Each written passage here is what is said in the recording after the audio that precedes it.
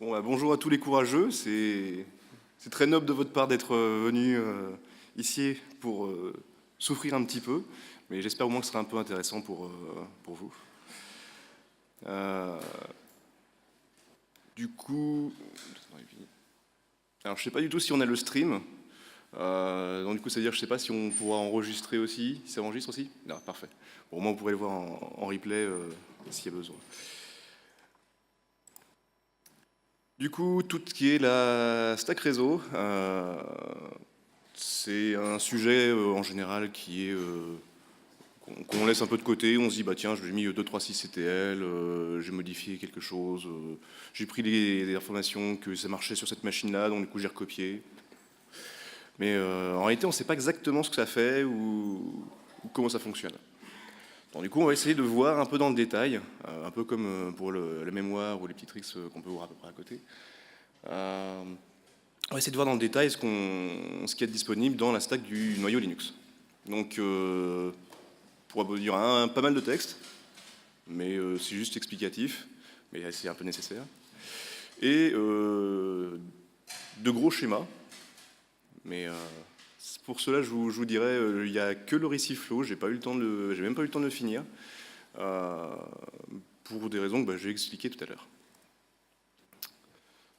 Donc, déjà, petit disclaimer, c'est pas vraiment une présentation, c'est plus un appel à l'aide.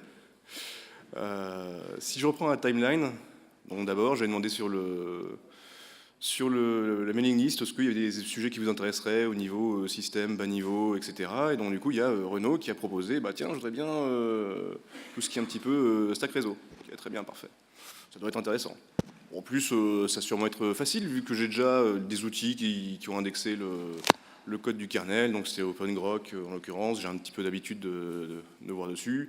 Il doit y avoir plein de commentaires, parce que bon, c'est quand même super sympa comme niveau de tricky et de bas niveau et d'optimisation et de plein de choses. J'espère qu'ils ont mis plein de commentaires derrière pour pouvoir expliquer un peu. Et puis je sais globalement comment ça fonctionne. Bon, en fait, pas du tout. Donc du coup, je me suis dit quand même, bon bah vas-y, on va quand même faire ça de façon détaillée, avec une version pour tout ce qui est Ops, une version pour les devs, comme ça on pourra voir les fonctions derrière du kernel si on veut instrumenter. On pourra aussi voir les CTL, quels sont le procfs, justement pouvoir cibler les deux types de populations qui sont susceptibles d'être intéressées par la stack réseau. Et puis donc du coup, on commence à regarder, à chercher un petit peu, et puis il y a tous ces types de vecteurs. C'est quoi ces interruptions? C'est quoi ces abréviations? Il y a une palanquée d'informations. Et après, on se rend compte que c'est quasiment que des pointeurs de fonctions, et donc du coup, à chercher, c'est pas facile du tout, parce que donc du coup, il faut comprendre le contexte. Enfin, tout dépend du paquet qui arrive, avec des indirections dans tous les sens. Donc du coup, après, je me suis rendu compte de l'heure, et puis c'était un peu plus la panique. Bon. Donc, qu'est-ce qu'on a de disponible actuellement? Donc, on a plein de tutoriaux, mais qui sont souvent outdated. Des discussions sur la LKLM. Donc, du coup, plein de discussions de développeurs qui vous disent « Ah bah tiens, j'ai fait ça, dans tel cas on a ceci, il faudrait que j'implémente tel nouveau protocole, etc. » Plein de code qui est copié-collé. Parce que ça, de toute façon, ça marche ici, bon bah ça devrait marcher dans ce cas-là aussi. Très bien. Les applications maintenant, ils embauchent souvent un expert dans le réseau, donc du coup, il vous fait de la magie noire avec différents drivers, différents modules ou autres. On ne sait pas exactement ce qui se passe. Puis pareil pour les protocoles, entre si vous mettez d'IPsec, qu'est-ce que ça revient? Après, si vous mettez du VXLAN, plein de protocoles dans tous les sens. Et en plus, bon, c'est pas grave, on a aussi des outils très sympas pour instrumenter, comme par exemple ftrace, qui est le traceur officiel du kernel pour avoir les fonctionnalités. Et puis on a donc du coup des graphes, parce que forcément, il n'y a rien de plus explicite qu'un bon graphique bien visuel. Donc ça, c'est typiquement un des graphes que vous pouvez trouver c'est le seul graphe vraiment détaillé que vous pouvez trouver du kernel. Le problème, c'est que c'est très orienté développeur. Alors déjà, pour pouvoir Déjà pour pouvoir un petit peu vous balader dedans, il faut savoir que donc, du coup l'interruption c'est là, ça arrive, il y a IRQ qui est marqué là. Puis ensuite il y a de la magie, mais en fait c'est que des fonctions. Donc du coup il vous a regroupé ça par fichier. Donc du coup on sait à peu près dans quel fichier ça se trouve. Et quand vous regardez après derrière, tous les petits losanges ici, ce sont des pointeurs de fonction. Donc, du coup, c'est-à-dire qu'il fait un lookup dans une table et ensuite c'est le driver qui s'est enregistré à ce niveau-là et donc, du coup, il faut trouver lequel c'est. Sachant que donc, du coup, vous ne pouvez pas savoir lequel va être appelé réellement, à moins d'avoir le paquet et d'avoir la trace. Donc du coup, c'est si ça vous intéresse, en gros, ça arrive ici par les interruptions. Ça fait le traitement, et puis ensuite là, c'est pour la lecture ici, et là, c'est pour l'écriture.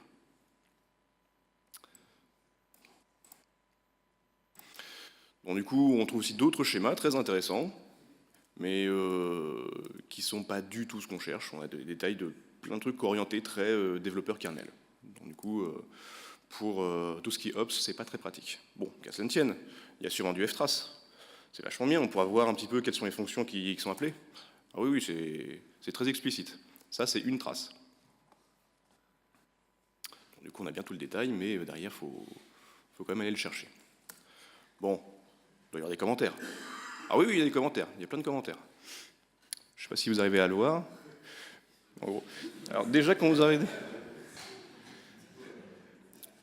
vous commencez par ça dans le commentaire du NetDevice, ça met en confiance. Bon, après, waiting for complaints, bon.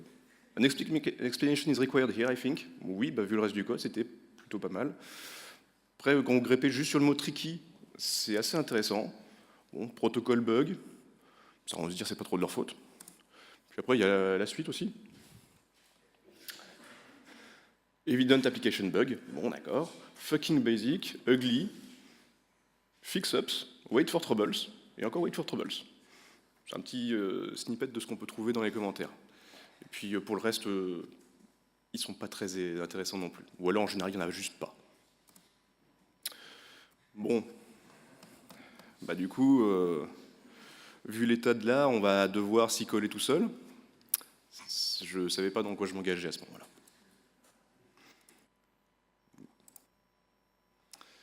Donc du coup, pour les exemples que j'ai pris, bon, alors déjà, il fallait savoir que le schéma que vous avez vu, il datait du canal 2.6 ou 2.6.0 ou 2.4.0. Donc il est toujours plus ou moins valide, mais il n'a jamais été mis à jour. Donc du coup, ça ne va pas forcément servir. Donc du coup, j'ai voulu reprendre un petit peu des choses au goût du jour, c'est-à-dire une carte réseau XGBE, donc du coup du 10 Gig Intel, parce que c'est assez répandu. Intel, ils font quand même de très bonnes optimisations dans leur matériel et les drivers, donc du coup c'est assez intéressant, c'est bien fait et c'est rapide. Donc du coup il y a des parties qui sont un peu complexes, mais au moins c'est quand même un bon exemple, même un exemple à suivre pour les développeurs derrière. Les différents modes, alors du coup on va voir aussi les différents modes d'interruption, comment ça fonctionne vraiment en bas niveau. Et donc dans l'eau, il y a MSIX. Bon, déjà, est-ce que vous connaissez les différentes interruptions? Si je vous dis INTX, MSI, MSIX, ça parle? Non. Donc, bon, justement, on va le voir, parce que je vous rassure, ça ne me parlait pas non plus. Donc du coup, c'est du 10 Gig PCI Express. Bon, l'avantage, c'est aussi qu'il est multi-ring, ce qui est maintenant nécessaire, multi-queue, pour justement pouvoir distribuer efficacement les données. Ça correspond à d'autres abréviations que vous verrez sûrement soit dans les outils, soit dans les docs, soit dans plein de choses. Également, donc, du coup, MSIX, pour info, c'est très utilisé, et même surtout nécessaire pour fournir des vecteurs d'interruption directement aux machines virtuelles. Ça évite d'avoir, dès qu'il y a une VM qui veut passer, qui veut envoyer des données, ça évite d'avoir à réveiller l'hyperviseur qui génère l'interruption pour prendre le paquet et l'envoyer. C'est directement la carte réseau qui va fournir une virtual function à la VM. Comme ça, la VM a un canal de communication direct avec la carte réseau. Donc, du coup, ça limite beaucoup l'overhead. Et donc, le canal 414, c'est celui qui était LTS quand j'avais commencé à faire. Je ne sais pas c'est lequel, le prochain.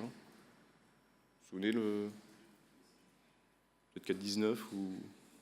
Bon, en tout cas, il faudrait le mettre à jour. Alors, ça c'est plein de définitions, ou plutôt d'abréviations. Je ne sais pas si ça peut, si vous avez envie de prendre un screenshot ou autre, ça peut être assez sympathique, parce que ça vous servira de toute manière. Donc du coup, les trucs standard, Network Interface Controller pour NIC. Les 3 types d'interruptions, donc du coup qu'on a eu, il y a NTX, MSI et MSIX.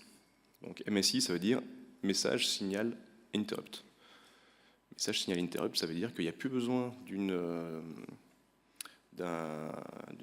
broche réseau, d'un signal électrique derrière pour générer une interruption. C'est directement la carte réseau qui va écrire à une adresse PCI, une adresse mémoire sur le bus PCI, et ça va générer justement une interruption pour nous.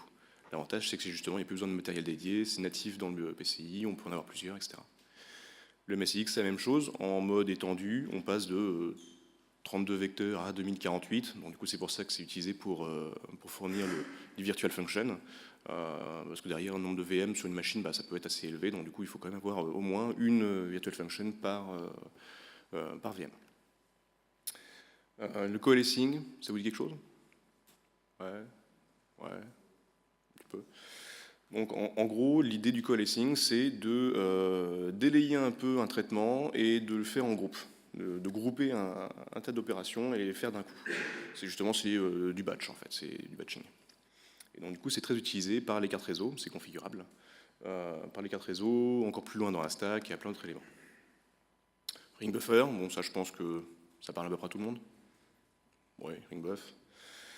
Donc du coup, en l'occurrence, le ring buffer, c'est juste un buffer circulaire, c'est-à-dire que vous avez une partie qui écrit les données, et puis une fois qu'elle arrive à la fin, elle repart au début. Et normalement, vous avez un deuxième thread ou une deuxième file qui, elle, va lire les données, et le but, c'est qu'ils les lisent plus vite qu'ils les écrivent. Sinon, ça veut dire que l'écrivain a fait un tour, et il aura écrasé des données que le lecteur n'aura pas eu le temps de traiter. Donc du coup, là, on va avoir des données perdues. C'est pour un ring buffer. Le DMA, alors peut-être pour les plus anciens, si je vous dis IRQ5, DMA1, ça vous dit quelque chose? Ok. Donc du coup, c'est une techno qui permet aux cartes filles de pouvoir, aux cartes d'extension, de pouvoir écrire dans la mémoire sans avoir à passer par le CPU. Bon, et maintenant, le contrôleur mémoire est intégré au CPU, donc du coup, il sent traitement du CPU en fait. Donc du coup, c'est directement, il réserve une zone de mémoire dans la RAM. Le driver réserve une zone de mémoire et puis il dit tiens, ça c'est pour moi, ne mets rien dedans. Ok, donc du coup le processeur va rien mettre dedans, c'est directement la carte qui va être configurée pour dire tu écris de telle adresse mémoire à telle adresse mémoire. Et c'est comme ça que ça fonctionne. DCA, ça c'est plus récent et moins connu. Donc, en gros, l'idée est très simple, c'est les paquets qui sont arrivés, ils vont devoir être traités à un moment par le kernel. S'il y a besoin d'être traités, ils vont devoir être dans le cache. Autant que je les foute directement dans le cache tout de suite, sans avoir à attendre que le CPU se réveille, fasse le traitement, aille les demander dans la mémoire et les récupère. Donc, du coup, il faut en mémoire et il faut en même temps dans le cache. Ça accélère quand même pas mal les perfs. XDP, c'est une nouvelle fonctionnalité qui est assez nouvelle. J'ai entendu parler des gens, justement, j'ai entendu des gens parler d'hier du blog post de Cloudflare, je crois, sur leur matériel. Et dedans, ils ont une petite ligne qui dit on peut prendre n'importe quelle carte réseau du moment qu'il y a XDP qui est supporté dessus. XDP, ça utilise les fonctionnalités de BPF. Donc du coup, tu m'as entendu parler aussi de BPF, Berkeley Packet Filter. Donc ça, c'était à l'ancienne pour faire du traitement réseau, genre TCP/DUMP. Quand vous faites une instruction TCP/DUMP, c'est converti en BPF. Et donc du coup, il y a la deuxième mouture qui est iBPF, qui a maintenant été renommée en BPF, qui permet de faire des opérations beaucoup plus génériques. Et donc l'idée, c'est directement via XDP, si on a des paquets, on est routeur, on fait que du forwarding, du coup on va faire le traitement directement dans la carte réseau sans avoir à que ça remonte la stack IP. Donc, du coup, il y a des règles BPF qui vont faire le traitement pour dire ça c'est un paquet que je forward. Ok. Donc du coup, c'est directement la carte réseau qui le marque, qui fait ça, je sais que je la forward tout de suite, donc du coup ça sert à rien que ça retraverse toutes les couches. Ethernet, IP, TCP, etc. pour ensuite me dire tiens, en fait, il faut que je la renvoie. Donc avec ça, on a c'est des éléments plus nouveaux. De façon plus ancienne, on a aussi d'autres éléments d'optimisation qui là sont redites enfin reclassifiées sur ce schéma, parce que entre les différences entre RSS, RPS, RFS, ARFS, XPS, je les connais plus par cœur, hein, c'est pas forcément ce qui est le plus intéressant. Mais en gros, dites-vous juste que c'est des optimisations hardware qui ont été faites et leur équivalent software pour les cartes, enfin pour fournir la même fonctionnalité à titre réduit, mais pour les cartes qui n'en ont pas. Le plus commun, justement, maintenant, c'est le RSS, donc c'est Resale Self-Scaling, c'est-à-dire qu'en gros, vous avez la NIC qui a de multiples queues. Comme ça, elle va pouvoir, en général, elle va allouer une queue par CPU, et ça permettra de distribuer les queues sur chaque CPU. Donc si vous faites des traitements réseau intensifs, ça veut dire que ça permettra de scaler vraiment le flux réseau sur la quantité de CPU. Ce ne sera pas juste cantonné à un seul CPU. Le RPS, c'est l'équivalent, mais pour les cartes plus standards, genre les 1 G. Il n'y a pas forcément besoin d'avoir de multiples queues. Donc ça, c'est le RPS.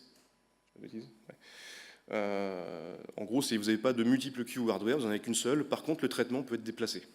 Donc le gros du traitement du processing des paquets dans les couches, dans les protocoles supérieurs, bah ça va être distribué sur sur les différents CPU. C'est juste la récupération la lecture du ring buffer qui, elle, ne pourra pas être dédiée parce qu'il n'y a qu'une seule queue. Donc du coup, on s'est dit, bah, c'est super le réseau, simplement que dépiler des paquets pour juste dépiler des paquets, ça ne sert pas à grand chose. Il y a une application qui les consomme derrière. Donc du coup, le but, c'est de se dire, bah, je vais dépiler les paquets, les traiter sur le même CPU que le dernier endroit où a tourné mon application.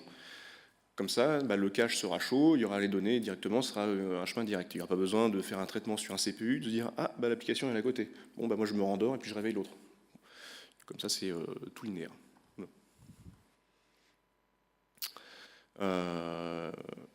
Donc ensuite, ça c'est le RFS et le ARFS qui a été implémenté après. Ensuite, bon, le transfer queue, alors ça c'est l'XPS, ça c'est un peu plus compliqué à configurer, mais ça vous permet de dire, bah, je veux que cette queue-là, ça soit uniquement ce CPU-là qui le traite. Ça vous permet de dédier un CPU pour un ou plusieurs CPU pour faire justement du traitement de données pour envoyer. Ça évite pas mal de problèmes derrière. Ça permet de maximiser les perfs, comme d'hab. Alors ensuite le LRO, LGRO, alors ça c'est un truc assez rigolo, c'est que ça a été implémenté directement en hardware par le LRO, Large Receive Offload. Le problème, donc c'est du coalescing, ça permet de grouper des paquets, le contenu des paquets qui sont similaires. Sauf que similaire pour un protocole, c'est pas facile. Si facile de manquer un bit sur un paquet TCP, alors que c'est justement le paquet, enfin c'est le bit qui disait c'est un reset, ou reset la connexion, ou drop, ou n'importe quoi. Donc du coup, le LRO est très peu utilisé, et maintenant ce qui est utilisé réellement, c'est le GRO. Donc du coup, c'est l'équivalent software, mais qui permet d'avoir une précision très fine, parce que c'est le protocole, c'est le driver du protocole lui-même qui implémente et qui dit « Oui, ça, c'est bien le même paquet que l'autre copain, donc du coup, tu n'as pas besoin de traiter plusieurs fois le même header, tu prends juste les données, tu les rajoutes à la fin. Et oui, c'est bien dans la bonne séquence, donc du coup, tu risques pas de mélanger le tout. » Donc du coup, ça, c'est justement le GRO qui s'en occupe. DCR, on a vu, et puis XDP aussi. Ça va jusqu'à présent ?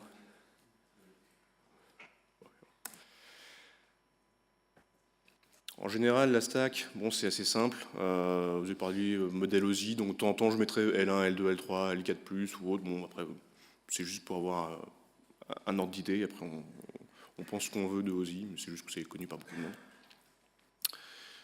Donc du coup, c'est de multiples couches qui sont empilées les unes après les autres et qui font chacun leur boulot, et qui passent ensuite à la stack suivante. Du coup, le device, le driver, donc du coup soit du transmit ou du receive, il y a des fonctionnalités qui sont implémentées ou pas, le routing, TCP UDP, et puis les syscalls. Du coup, ça je pense que vous connaissez, si vous voulez on pourra voir un petit peu s'il reste un peu de temps.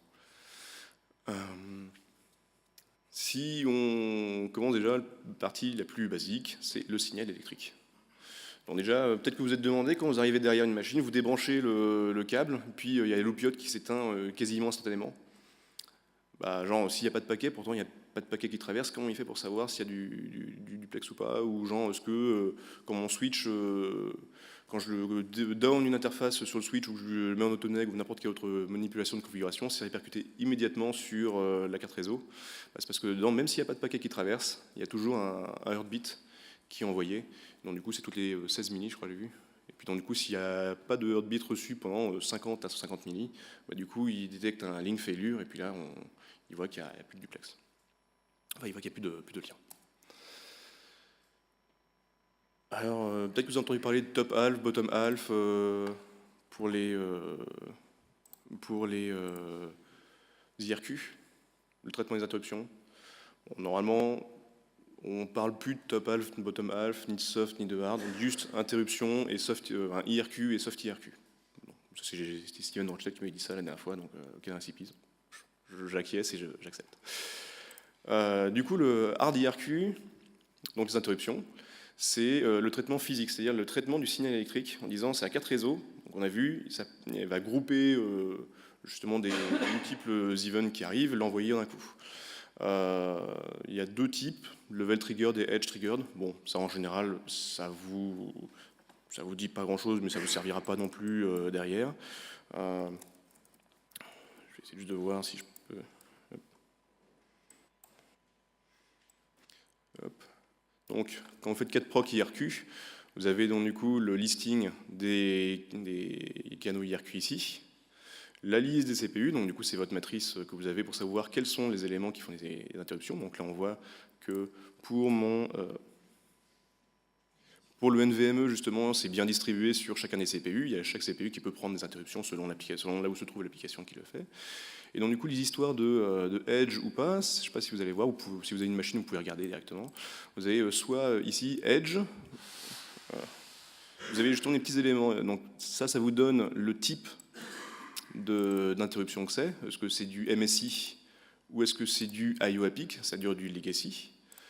Est-ce qu'il est edge triggered ou level triggered, etc. Donc, du coup, c'est les éléments que vous pouvez voir là.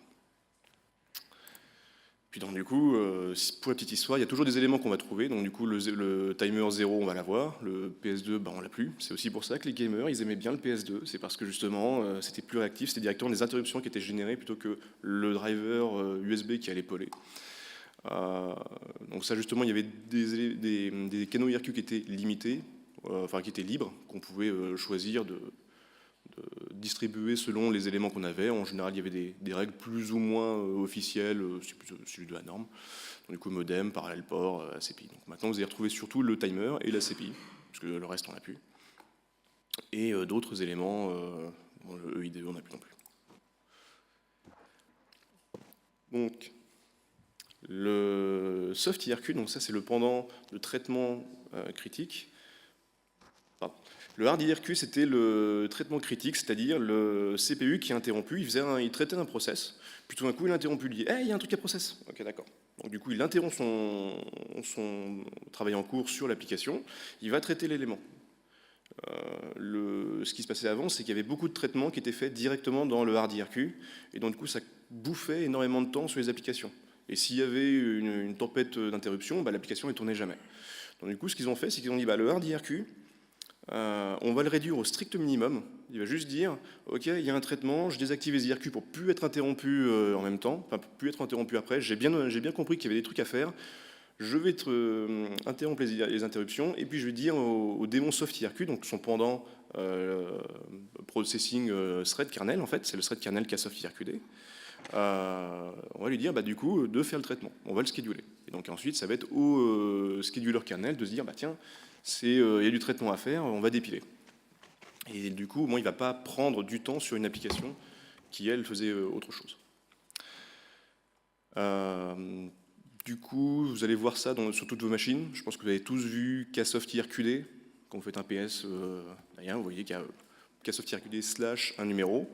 Le numéro étant le processeur sur lequel il est bindé. C'est-à-dire qu'ils sont dédiés justement à un CPU. Et ça permet de faire une distribution assez sympathique. Alors, les hooks netfilter. Du coup, si je vous dis netfilter, ça vous parle? Oui. C'est la question, c'est quoi la différence entre netfilter et iptables? Iptables, c'est la partie de configuration userland, netfilter, c'est la partie kernel. Alors, je ne sais pas si vous arrivez à voir. Plus ou moins. Donc en gros, ça c'est tout le traitement NetFilter est basé sur des hooks.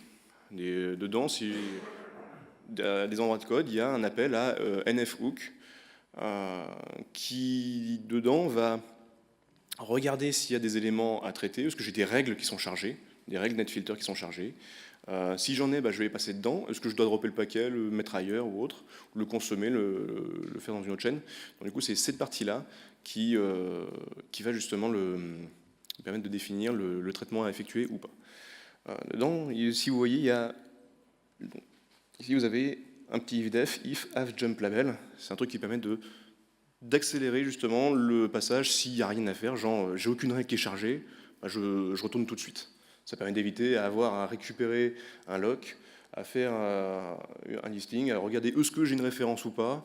Non, c'est bon, j'en ai pas, bon, la suite. Ça permet justement d'aller un peu plus vite. Donc du coup, le coût en CPU d'un traitement d'une règle NetFilter, enfin d'une chaîne NetFilter qui est vide, est quasiment nul. Bon, du coup, ça fait beaucoup d'éléments à comprendre. Ce qui m'intéresse, bon, on est un peu comme du Ops. Donc, du coup, comment je fais pour monitorer tout ça? Donc, du coup, vous avez plusieurs outils qui interviennent des différentes étapes de la chaîne. ETH-Tool, et c'est tous, j'espère quand même. ETH-Tool, c'est un outil qui permet donc du coup de travailler directement sur la carte réseau. C'est la carte réseau qui doit implémenter dans son driver les fonctionnalités ETH-Tool. Parce que c'est là, en fait, ça sert vraiment à parler à la carte réseau pour dire je veux que tu m'actives telle feature hardware de offloading ou pas, je veux que tu me mettes telle taille de ring buffer derrière, je veux reconfigurer, enfin en gros, c'est toutes les parties qui servent à la reconfiguration de la carte réseau. Du coup, c'est pour ça également que quand vous faites un changement de ring buffer, vu qu'on change la zone mémoire, du coup, l'interface doit refaire une initialisation complète. Donc, du coup, on perd le duplex, on perd quasiment tout derrière. Donc, du coup, vous avez remarqué, on verra pour plus tard, que ici, c'est des lettres minuscules. Ça tombe bien, parce que l'équivalent de ces lettres en majuscules, c'est pour le définir, c'est pour le set. Le TH-Tool-S, enfin grand S justement, c'est juste pour avoir les statistiques. Donc du coup, ça c'est assez intéressant parce qu'on a plein de choses. Le problème c'est que c'est pas du tout normé. Là, ça c'est ce que vous avez sur une XGBE, avec du coup les différentes queues que vous pouvez avoir, plein de détails. Vous prenez une autre carte réseau, vous n'aurez pas du tout la même chose. Donc du coup, c'est assez compliqué à mettre dans votre monitoring ou autre. Ça implique justement de savoir pour telle carte, telle version de driver, c'est tel nom, dans telle version c'est renommé. C'est très intéressant, mais derrière c'est assez complexe. Ça permet par exemple de savoir est-ce que j'ai fait un tour complet du ring buffer sans que le kernel n'ait eu le temps de dépiler les paquets. Donc ça c'est des paquets qui sont perdus au niveau de la carte réseau. Après, d'autres paquets qui peuvent être perdus plus haut dans la chaîne. Mais ça, on va le voir où est-ce qu'il se trouve. Il y a un autre élément peut-être que vous avez entendu parler, mais qu'on voit assez rarement, c'est la indirection table. La table d'indirection, justement, c'est ce qui permet, quand vous avez une carte avec de multiples queues, justement, c'est une table qui permet de dire je vais faire un hash. Je ne sais plus quel type de hash c'est, je crois que c'est un hash de police. Enfin, donc, du coup, un hash relativement rapide mais qui distribue bien les paquets pour savoir, telle valeur de hash, donc du coup de 0 à 128, et du coup, je veux que ça aille sur telle queue. Tel quel, ça permet de faire des distributions, de s'assurer que la distribution est bien effective, ou au contraire d'isoler complètement certains CPU ou certaines queues. Genre si on veut dédier une queue RX pour un truc qui est haute priorité, qu'on va définir plus tard, comme par exemple un host particulier, ou un traitement, ou un port TCP, UDP, genre je veux que les ports d'administration ils soient sur ce CPU-là, qui est dédié, qui est uniquement pour réparer ma machine en cas de problème. Avec ça, vous pouvez isoler toute la chaîne, même la carte réseau.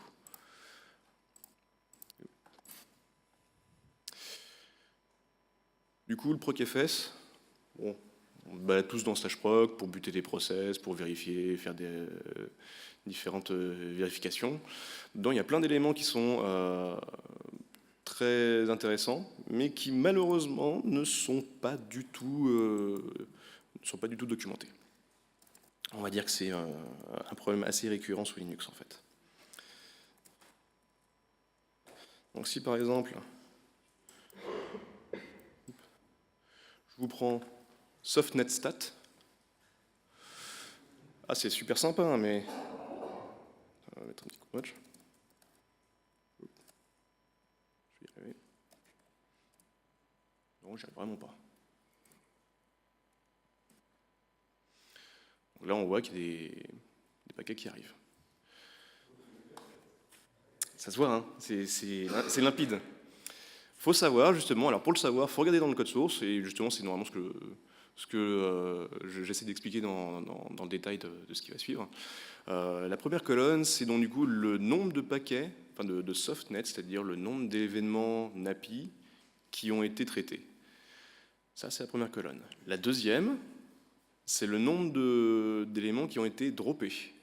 La troisième, c'est le nombre d'éléments NAPI pour lequel la carte réseau a fait tout son traitement, mais son budget a été consommé avant qu'elle ait le temps de tout dépiler. Du coup, si je vous parle NetDev budget en 6CTL, ça vous parle? Donc, du coup, cette troisième colonne, c'est l'élément à regarder si vous voulez savoir si votre budget est suffisamment élevé ou pas.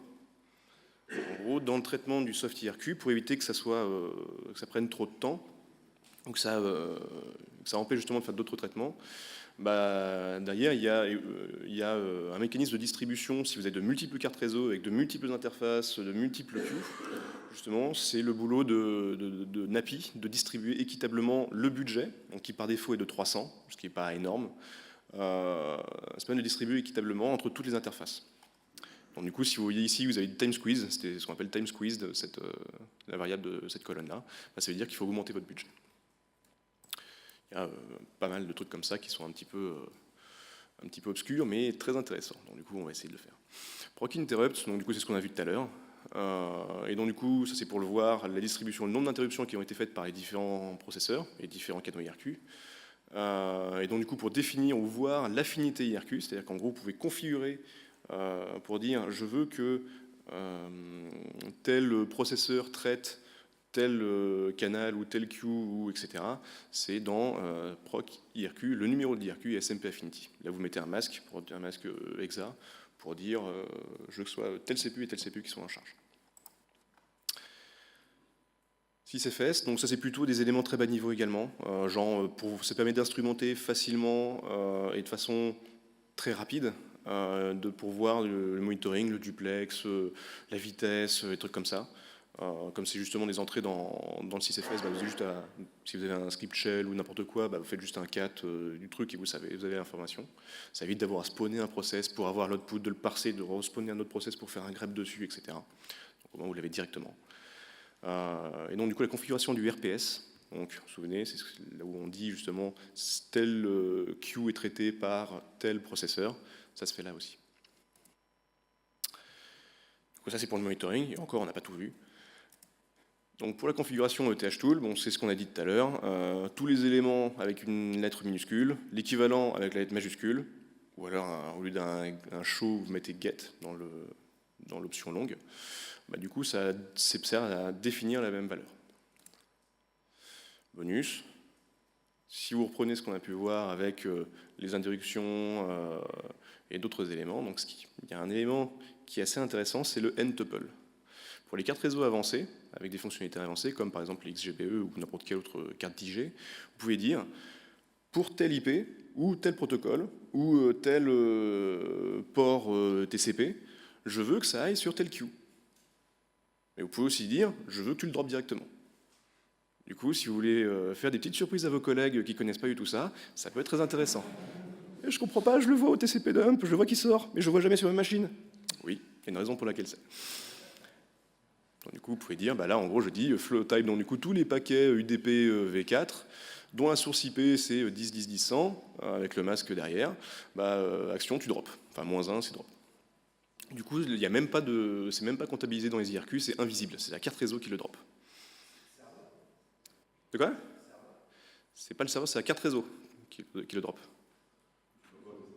Tu vois pas au TCP/IP, ça remonte même pas au-dessus. C'est directement dans le schéma d'entrée, donc la carte réseau va récupérer, avoir le paquet électrique, et va le dépiler. Au moment où il va savoir dans quel queue est-ce que je le mets, dans ma table d'indirection, ah bah la règle elle me dit de le dropper. Bon bah je le mets même pas dans la mémoire. Il n'arrive jamais. Donc ça c'est du vrai firewall bas niveau, efficace à pas cher. Il y a zéro CPU, c'est purement de la carte réseau qui se dit. La syntaxe n'est pas forcément des plus évidentes, mais.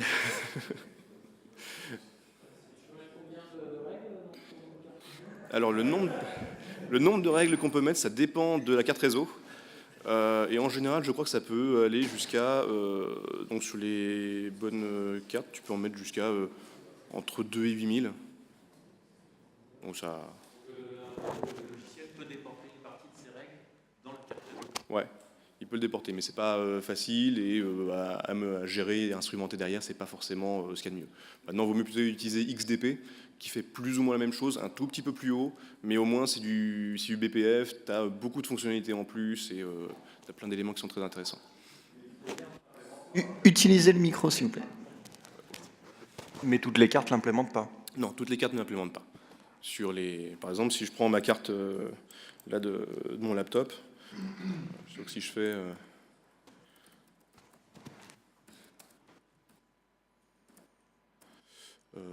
c'est quoi? C'est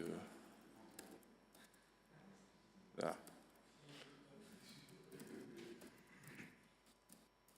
Si je le fais sur la mienne, je suis sûr que je ne l'ai pas. Hein. Si je prends n'importe quoi.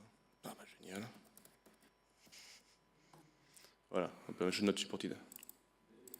Par contre, si je le fais sur une autre machine. Hein? Ouais, SE Linux, normalement je lui dis d'arrêter, il sert à rien. Donc Netlink, vous avez entendu parler aussi. Donc du coup, c'est justement le protocole de configuration de la stack réseau qui est utilisé par hyperroute 2. Et vous avez aussi d'autres éléments comme Neltrace ou n'importe quel autre élément qui va permettre d'écouter des événements qui arrivent sur Netlink pour configurer la stack réseau. Les sysETL, donc ça c'est vraiment le plus commun, on va dire. Donc du coup, il y a une palanquée. Certains sont plus obscurs que d'autres, mais normalement, ça vous permet de configurer à peu près tous les éléments de la chaîne, pour peu qu'on sache qui fait quoi et qu'est-ce que ça a comme impact. Hop, alors ça, SysFS. Et donc maintenant, le petit listing que j'ai essayé de faire, mais qui a pris beaucoup plus de temps que prévu, et pour lequel je pense qu'on pourrait faire un truc sympa, mais il va me falloir un peu d'aide. Bon, du coup, on va essayer de faire. Hop. Je ne sais pas ce que ça peut donner. En gros, c'est une réécriture du schéma qu'on a pu voir tout à l'heure, mais d'une façon un petit peu moins cryptique et un peu plus lisible pour tout le monde. C'est-à-dire qu'ici, vous avez donc du coup votre carte réseau qui arrive, donc du coup, elle va déjà faire un premier type de filtrage. Est-ce que c'est mon adresse MAC? Est-ce que c'est l'adresse MAC pour laquelle j'ai configuré? Est-ce que c'est vraiment pour moi? Parce que c'est du broadcast ou autre, ou si c'est le switch qui a envoyé à tout le monde une requête ARP qui n'est pas pour moi ou autre, je m'en fous. Donc du coup, la carte va déjà effectuer un premier filtre. Et pour désactiver ce filtre, typiquement ce que vous faites avec TCP-dump, vous passez la carte en promiscuous. C'est-à-dire que vous dites, je veux avoir tout. Ok, d'accord. Donc le paquet, donc je ne suis pas en promiscuous, vous voulez avoir le paquet pour moi. Très bien, j'arrive. Regardez dans son indirection table. Donc là, c'est le petit tableau de 128 qu'on a vu. Pour savoir dans quel ring buffer est-ce que je le mets. Du coup, elle va le mettre là. Elle va poser son paquet dedans. Ensuite, alors selon mes informations de coalescing, les interruptions, comment est-ce que je fais? Est-ce que je dois le faire maintenant, après avoir attendu tant de microsecondes, ou avoir reçu tant de paquets dans ma queue avant d'en générer un? Ok, d'accord. Bon, du coup, maintenant, on va dire je dois générer une interruption. Tac. Alors, quel type c'est? Qu'est-ce que supporte mon hôte? Est-ce que c'est une interruption legacy, ce qu'on appelle legacy, justement, INTX, c'est-à-dire INT A, B, C, D? Si ça passe en INTX, du coup ça passe via l'IO APIC, qui est le truc central commun à toute la motherboard, et ensuite elle va dans son listing distribuer sur un des CPU qui est configuré. Donc chaque CPU a un élément l'APIC, qui est local APIC, qui est donc du coup intégré au CPU, et donc du coup qui va se faire interrompre en disant « Ah tiens, il y a une interruption, il faut que je la traite tout de suite ». Donc j'arrête. Donc là, au MSIX, alors MSIX, justement, il y a une autre table de vecteurs en plus qui permettent de faire les virtual functions pour distribuer derrière aux éléments. Et donc du coup, comme on a vu, du coup, le hard IRQ, donc là c'est ce qu'on appelle NAPI, c'est le New API. Ça a bien fait rire Steven Rochette, il va avoir sûrement une nouveauté pour ça. Et donc du coup le traitement c'est juste dire ok, j'ai compris, j'ai une interruption, je désactive le canal IRQ pour plus me faire interrompre, j'ai compris qu'il y avait un élément, je schedule un event NAPI comme ça pour traiter la suite, et ça permet d'éviter d'avoir des interrupt storm en fait. Comme ça, s'il y a plein de paquets qui arrivent, ça évite d'être interrompu constamment. Il y a un paquet, oui je sais, il y a un paquet, je sais. Donc, du coup c'est désactivé et ensuite c'est traité par le reste. Du coup, KSoftIRQD ici, c'est un thread kernel, c'est-à-dire que c'est un process comme un autre. Il va être, l'interruption a dit « il y a du boulot pour toi ». Ok, d'accord. Donc KSoftIRQD, il va faire dans sa fonction doSoftIRQ. Il va traiter tous les types de SoftIRQ qu'il a, et à un moment dedans, il y a SoftIRQ RX. Donc c'est le traitement justement des éléments en réception. Là-dedans, il y a la fonction netRxAction, qui elle fait le boulot, et qui va appeler NAPI. Donc du coup, NAPIPOL, c'est elle qui va être en charge d'appeler la fonction enregistrée par le driver. Donc c'est-à-dire que chaque driver va implémenter son propre méthode de polling, qui se charge justement de dépiler des éléments, des éléments de la carte réseau. Et donc du coup là-dedans, on va avoir le XDP. Donc comme vous avez vu, le XDP est tout en haut dès le début, dès qu'on a un paquet, donc ça va très très vite. On n'a même pas encore lu la mémoire en fait, vous voyez. La lecture de la mémoire, elle se fait plus tard. Donc du coup, là, actuellement, on ne fait que lire ce qu'il y a dedans et appliquer des règles. Donc du coup, ça ne montera même pas plus haut. Si XDP il dit ça tu drop, ou ça tu forward, ou ça tu fais tel autre traitement, ça ne montera pas plus haut. L'SKB, c'est justement le SK buffer, socket buffer, c'est l'élément de base du réseau qui sert à stocker de la donnée dedans. Donc là, une fois qu'on a de la SKB pour pouvoir justement copier les éléments, du coup, on va lire le ring buffer et les foutre dedans. Ensuite, ça va servir pour le reste du traitement. Il y a un petit peu d'offloading qui est fait selon les capacités de la carte ou selon en plus les fonctionnalités que vous avez activées avec ETH-Tool ou pas. Parce que vous pouvez avoir des implémentations qui sont buggées et donc du coup vous dites j'en veux pas, je les désactive. Dans l'eau, il y a le traitement de VLAN, il y a des protocoles en plus, il y a des statistiques, plein de choses qui vont que le driver va directement voir. Est-ce que ma carte réseau est déjà faite? Oui, elle a déjà fait le traitement de l'information qui est coûteux, genre un calcul de checksum ou autre. Je prends directement le résultat et je le mets dedans. Le GRO, donc du coup c'est le coalescing. On a vu que c'est Generic Receive Offload. C'est là j'ai plein de paquets, genre un segment TCP ou autre qui est arrivé. J'ai plein de paquets, c'est les mêmes, c'est la continuité. Je vais prendre toutes leurs data et je vais les foutre dans un seul paquet. En gros, j'aurai donc du coup l'équivalent de un seul header avec des détails et le maximum de paquets que je pouvais trouver qui correspondaient. Comme ça, il n'y aura qu'un seul traitement qui est fait. C'est du batching pareil. Dedans, vous avez dit CTL, donc du coup, est-ce qu'il y a netdef timestamp pre-queue qui est fait, c'est-à-dire est-ce que tu prends le timestamp d'arrivée du paquet avant de le mettre dans les queues et de faire le reste du traitement. C'est-à-dire que là, en gros, c'est assez proche de... c'est pas du timestamping hardware, c'est un reste du software, mais derrière, c'est quand même très haut dans la... c'est très bas dans la chaîne, c'est tout au début. Donc du coup, si c'est le cas, du coup, il va prendre le time et le mettre derrière. Par exemple, si vous avez un paquet qui est arrivé qui est traité par un CPU, le CPU il regarde, dans ma conf RPS, c'est pas un mode de traiter, c'est à l'autre CPU, je le fous dans sa queue.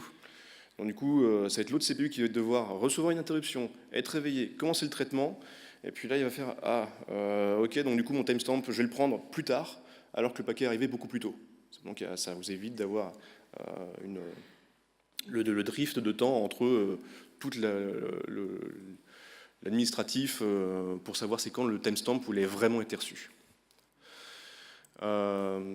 Derrière, ici, si justement le RPS est nécessaire, bah, du coup, ça va être dégagé sur votre CPU et puis on passe à la suite.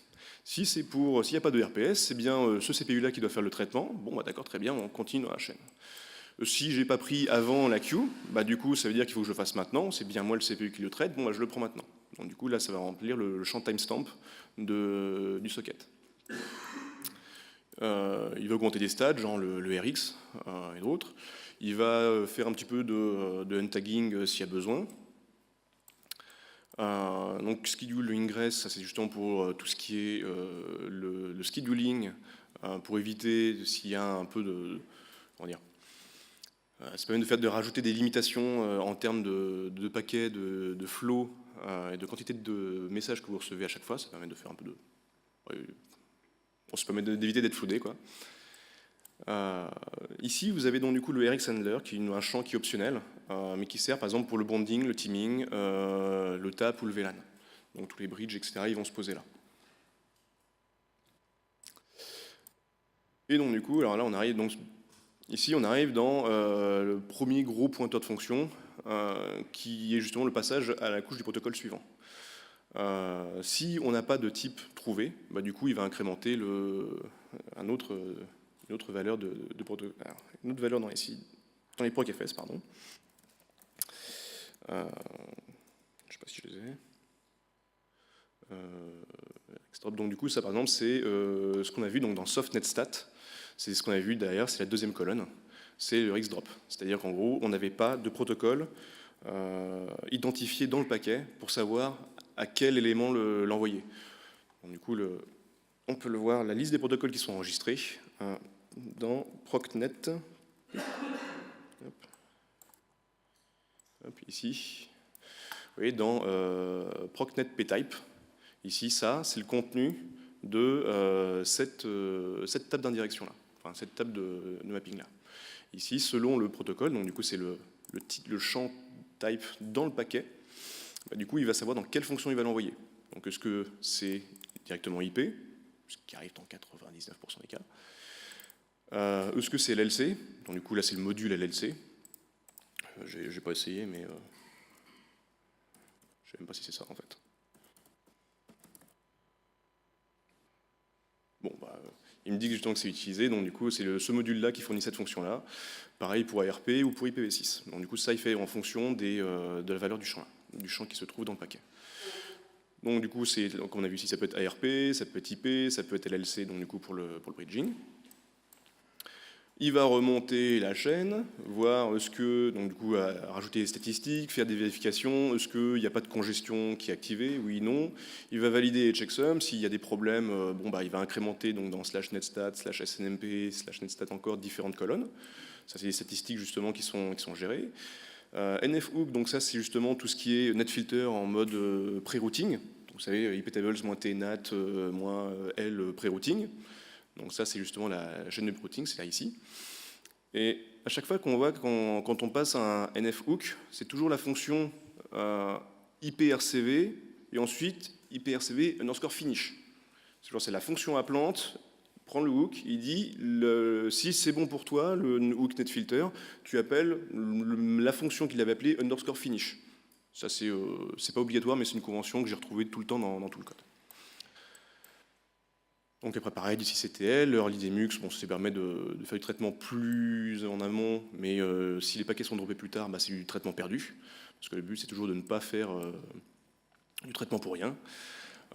Des validations, est-ce que justement c'est du multicast ou pas, s'il y a justement des règles reverse parse, donc RP filter, ça vous parle aussi? Bon, bah, donc du coup c'est ici justement que c'est défini. Cette fonction est très importante aussi, c'est tout ce qui permet de faire du calcul de routing, enfin tout le calcul de la table de routage, il se passe là, pour savoir est-ce que c'est un paquet qui est pour moi, est-ce que c'est un paquet qui est mal formé, donc du coup les martianes, je ne sais pas si vous avez vu ça dans les logs, quand vous voyez martian packets, bah, c'est ici que c'est incrémenté dans les stats, c'est parce que justement ils sont d'une route qu'on n'aurait pas dû recevoir, donc du coup ils n'ont rien à foutre là. Donc du coup, broadcast, multicast packets qui sont incrémentés s'il y a besoin, et hop, donc du coup là on a fait le traitement, le gros du traitement IP pour savoir est-ce que c'est bien chez nous qu'on a dû le recevoir, oui, ok, d'accord, très bien, DST input, et hop, un nouveau listing. transport des, donc IP local deliver. Ça c'est du genre, c'est bien pour moi que c'est bien pour moi le paquet m'était destiné. Donc du coup je vais faire remonter plus haut dans la chaîne ou forward. Donc là du coup je suis un routeur, j'autorise à forwarder ça sur une autre destination. Donc je le renvoie ailleurs. Donc on va dire que c'est du local. Donc pour une application, alors est-ce que mon paquet est fragmenté? Oui, non. Ah d'accord, donc je vais essayer de le réassembler. Si j'arrive pas à le réassembler, bah, du coup on va incrémenter pareil d'autres valeurs. Encore un hook net filter input. Donc là justement je sais que c'était pour moi, c'est pour du input, iptable moins t, iptable moins tmangle input. C'est justement le filtrage des éléments en entrée, c'est ici que ça se passe. Donc comme à chaque fois vous avez vu, c'est IP local deliver underscore finish, c'est ce qu'on a vu pour le NF. Ensuite, on arrive dans les protocoles. Donc là, du coup, on a TCP, UDP, ICMP, GMP, une palanquée. Donc en gros, à chaque fois qu'un nouveau protocole arrive, bah, il va s'enregistrer là-dessus. S'il y a un paquet qui arrive et qu'on ne savait pas traiter, je sais pas, du VXLAN ou autre, pareil, le compteur est incrémenté ici. Donc du coup, donc ici c'est pour IPv4. TCP IPv4. Ok, d'accord. Donc du coup, il va incrémenter de base son compteur. J'ai reçu un segment de plus. Je fais un checksum. Est-ce que c'est bon ou pas? Si c'est pas bon, comme d'hab, incrémentation. Différents états du paquet. Bon, j'ai réussi à en trouver un qui était en listening. Et hop, passage à la suite. Est-ce qu'il est flagué comme urgent? Oui, bon, bah, je le fais directement passer plus loin. Je saute une partie du processing pour l'envoyer directement sur la carte réseau. Et ici, c'est là où j'ai pas fini, parce que c'est quand même long. Donc après, on a justement le socket avec d'autres éléments, et puis donc, du coup, le userland et l'application qui va utiliser des syscalls pour pour récupérer les données. Alors donc du coup, les parties bas niveau sont déjà faites, comme vous avez pu voir. Le plus haut, là, j'ai juste fait une petite partie de TCP sur une petite partie d'IP. Je veux bien de l'aide. Pardon?